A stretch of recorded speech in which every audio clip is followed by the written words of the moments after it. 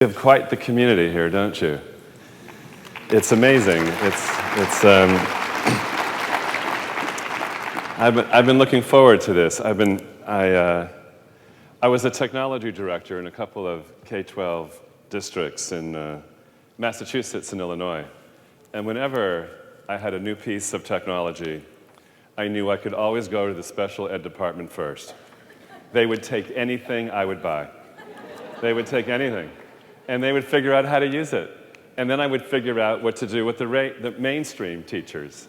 So I've always gone to your community to kind of sort out what are the boundaries of using technology. So I'm just so honored to be here today because of that. And I know how passionate you are, and I know you'll do anything. You'll do absolutely anything to help these kids. So I hope I do two things. Let's see. Maybe I'll even show you some things about using the internet that might be new for you and will help your students. And then just confirm what you already know, that we can do amazing things with kids. In fact, I'd like to start a little bit of background, just to give you a sense. I started teaching on an island reform school, a residential center, and I lived in the dorm. And I taught oceanography and algebra. And wait a minute, I haven't gotten to the joke yet. Wait, let me tell the joke. I'll tell you when to laugh. Hang on. And I told my students that I would give them extra help whenever they wanted.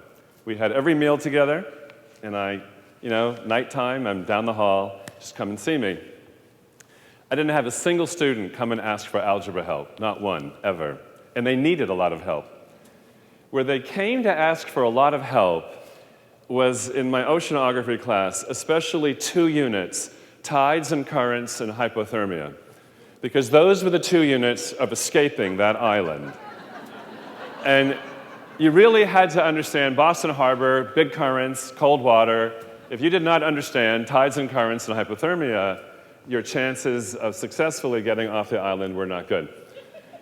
So I learned early in my career that if people are desperate for my knowledge, I'm a great teacher. And if you're not desperate, I'm not so good. And you don't look desperate. So I don't know how this is going to go. But let me tell you that at this time in my career, I have two kids, and now they're college and just graduated. And I'm desperate. I love my children. But I want them to move out of my house permanently. I don't know how to say that without sounding really, really mean, but they know that because they've seen my videotapes, and they know I feel this way. And they're not going to. It's not going well. My daughter is probably going to move out one day. She has a 4-year degree from a prestigious private school in Boston, and my son is going to live with me for the rest of his natural life.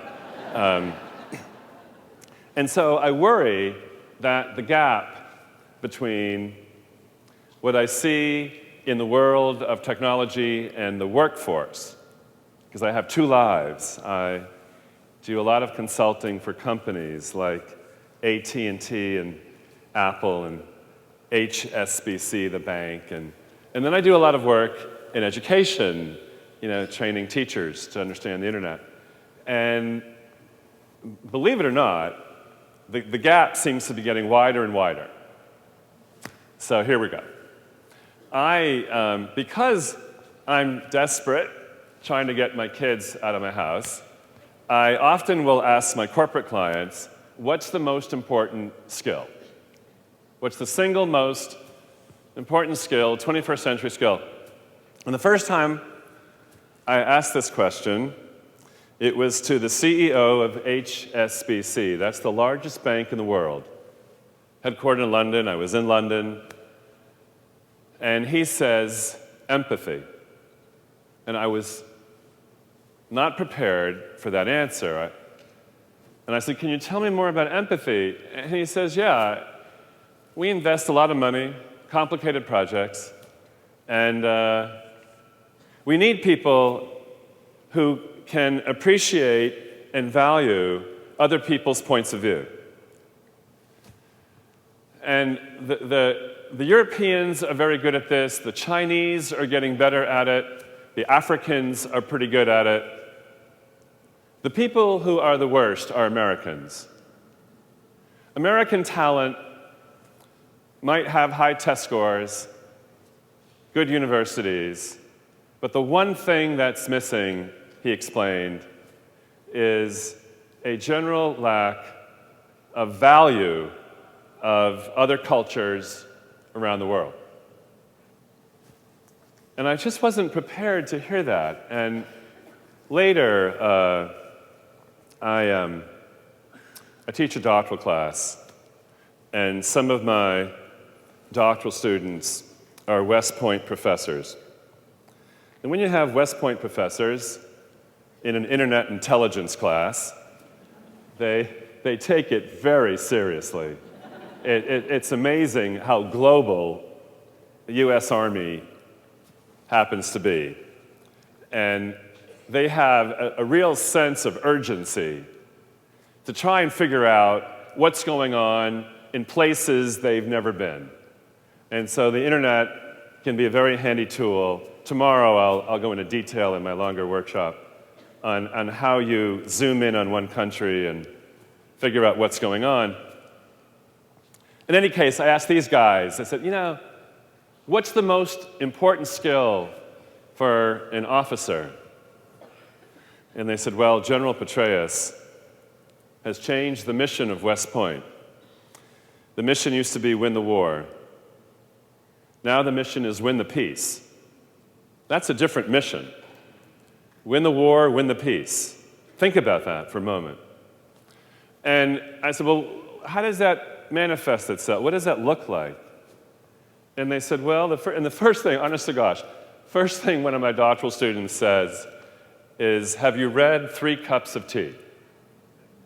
And I looked at, I said, what's that got to do with the US military? And he says, Google it with Petraeus. And if you Google 3 Cups of Tea and General Petraeus, you will see that it's required reading for every command officer, that they really understand the culture of Afghanistan and Pakistan. It's a very serious change in preparing Army officers' empathy, really understanding what the values and the culture are where you happen to be in command. Then finally, I'm a big fan of an anthropologist called Michael Wesch. Have any of you seen a Michael Wesch video? YouTube? Have some fun. Saturday night, you're not doing anything? Type in Michael Wesch, W-E-S-C-H, in YouTube. Michael Wesch, an anthropologist at Kansas State. And I asked him, what's the most important skill? He studies youth culture on the web, and he said the same one word. He said empathy, single most important skill. So just to show you, as an example, I just want to show you live. I have a friend who owns ePals, this company. ePals is the largest network of teachers who want to be found around the world. And at any given moment, you can zoom in on ePals. You can do it right now on your cell phone. You can see this is not a PowerPoint. These are the schools around the world who have signed up today. Do you notice what flag is not there? The United States. I don't understand why exactly.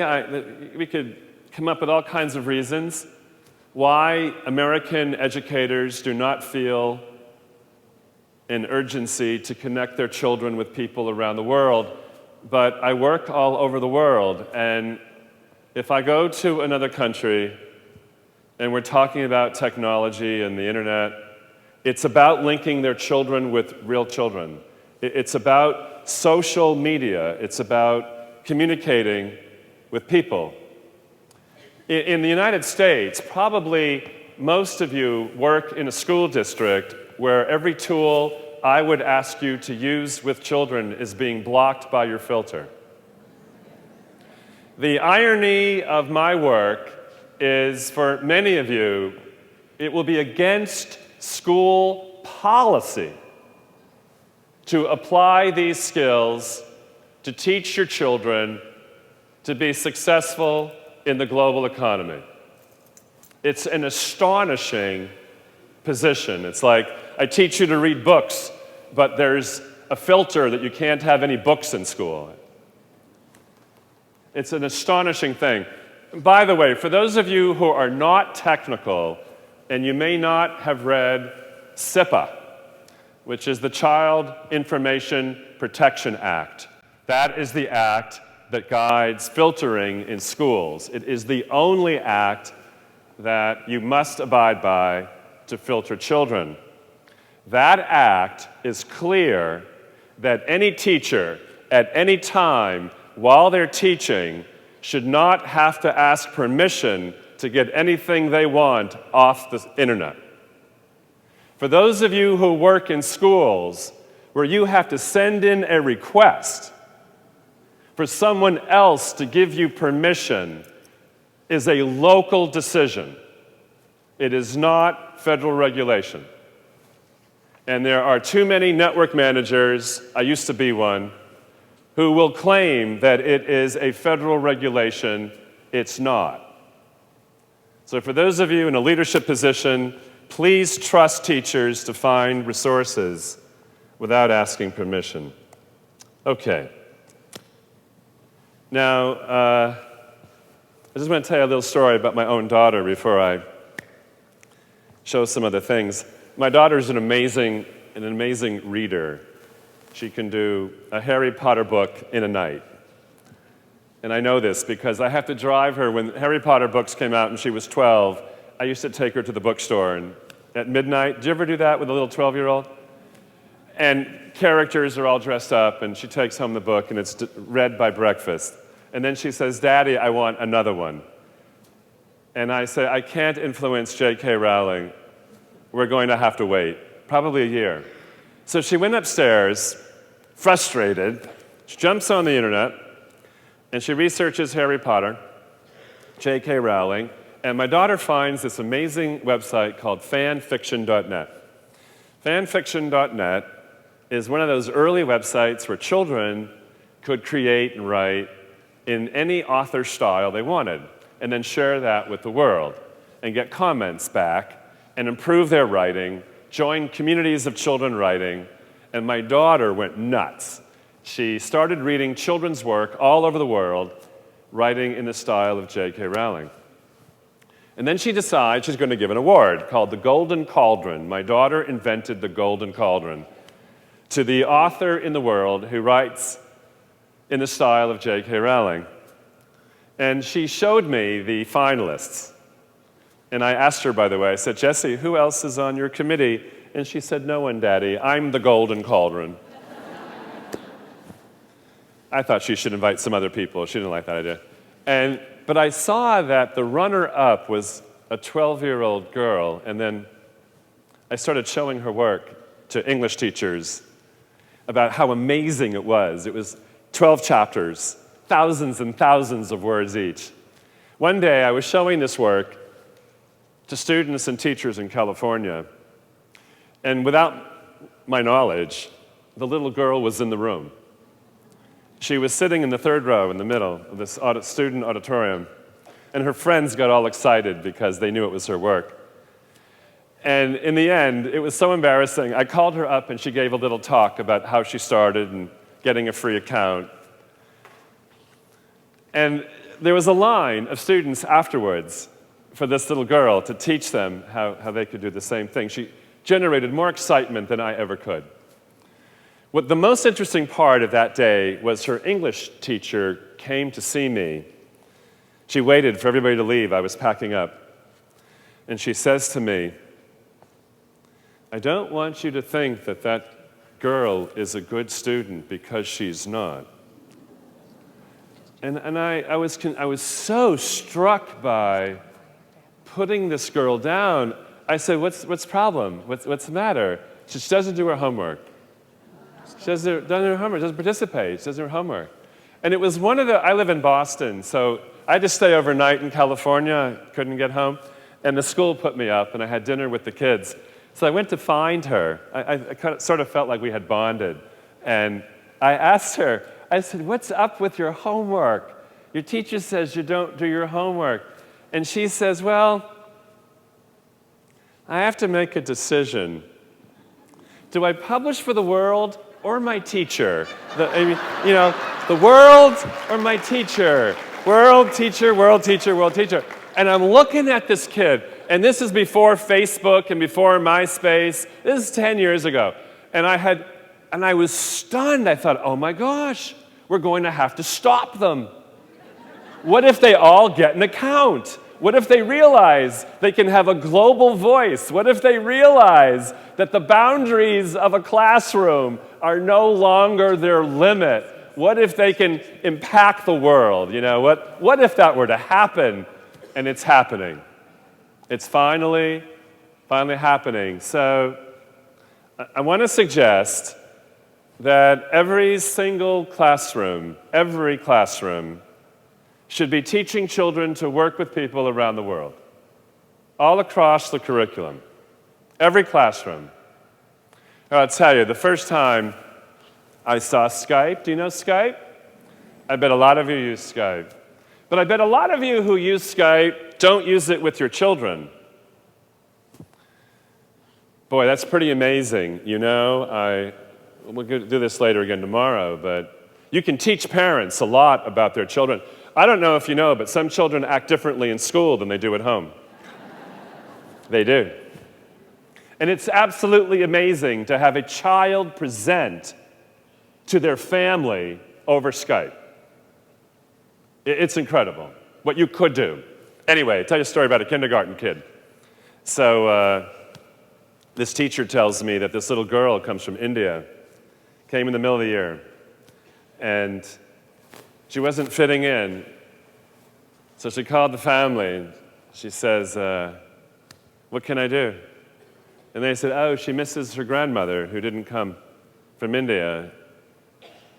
Maybe you could Skype the grandmother during class. A little girl, our daughter, could say hi to her grandmother. So that's what the teacher did. She got the Skype address of the grandmother in India. Little girl comes in a couple of days later, and the grandmother is on a big screen, 2 o'clock in the morning in India. And the little girl says hello, and she starts talking. And the other children on their own line up behind this little girl. They want to talk to the grandmother too. They all want to talk to the grandmother. And this kindergarten teacher has never experienced anything like this. And she's watching and watching, and then she realizes, okay, I'm going to find out how many grandparents would be willing to talk to their grandchildren. By the way, do you know how many grandparents are willing to talk to their grandchildren? All of them. All of them. Just about all of them. And as long as they have the internet, it's another issue about poverty, but as long as they have access anywhere, they will talk to their grandchildren. So she builds a grandparent network, and every day they say hi to a grandparent. And some of these grandparents are quite clever. They walk around their house with the little camera, and they say hi to the cat. And they introduce to their friends in the garden playing bridge. And, there's a whole scene on the screen. One of these grandparents has a great Irish accent. And the teacher gets this great idea. She's going to mail a book to the grandmother with the Irish accent. It's about a story of a family moving from Ireland to Boston. So the grandmother reads it from her house to the class live. And the kindergarten teacher told me the kids were in a little circle in front of the screen. She could have gone out for coffee. The kids would have still been there. They were mesmerized by the Irish accented grandmother. So they made a recording of that book, gave every kid a CD with the book. And I'm not a reading teacher, but I've talked to the brain research people, and those of you who teach reading, you know better than I do. Little children read the same book over and over and over again. They memorize the story, and they keep reading it anyway, over and over again. So, if you record an Irish accented grandmother, they read that book a lot. because they think she's reading to them at home, even for parents who don't read to them. They have a grandmother reading to them. If you want to improve reading, it's a great idea, except for a small problem. 6 weeks later, can you imagine the speech problem that started to bubble up in that class? They had to get a speech pathologist in there to clean up the brogue all the children were speaking with Irish accent. So starting in kindergarten, I think we should have grandparents reading to children all the way through. So now let me just show you a couple of things. Actually, I have about 3 minutes left. Is that right? Because of the lateness? Send me a note, will you? Let me know how much time I really have. I used to teach history in Lexington, Massachusetts. A kid burned the main building down to the ground on the island, and I had to get another job. So no more oceanography. I started teaching history. Here, I'm going to zoom in. So, just real quick. I don't know if you know this, but the first shots in the American Revolution, for those of you from other countries, we had this little skirmish. Any British here?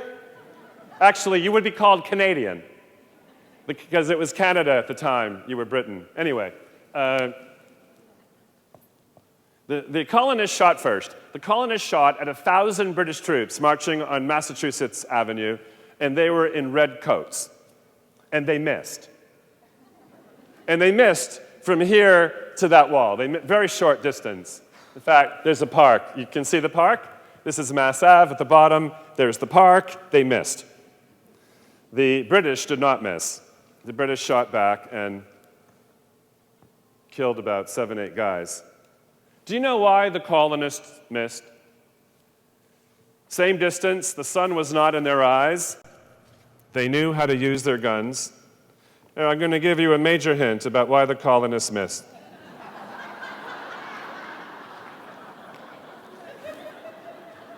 Google knows. Just Google. Google knows. Buckman's Tavern. They had been drinking all night, and they were plastered.